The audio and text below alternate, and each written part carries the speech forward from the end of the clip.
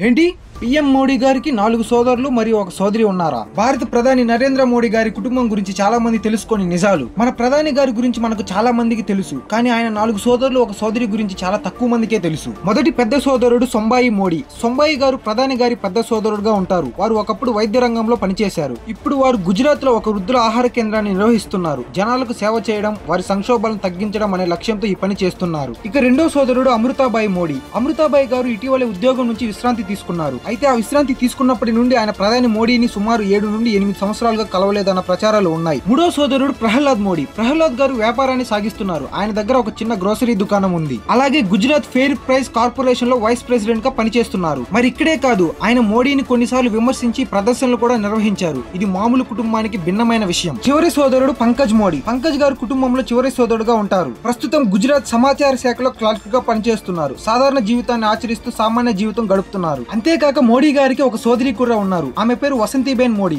వసంతిబేని గారు అహ్మదాబాద్ నగరానికి సుమారు 130 కిలోమీటర్ల దూరంలో ఉన్న ఉంజా అనే పట్టణంలో నివసిస్తున్నారు. ఇక్కడ ఒక సాధారణ జీవితాన్ని గడుపుతూ ఉంటారు.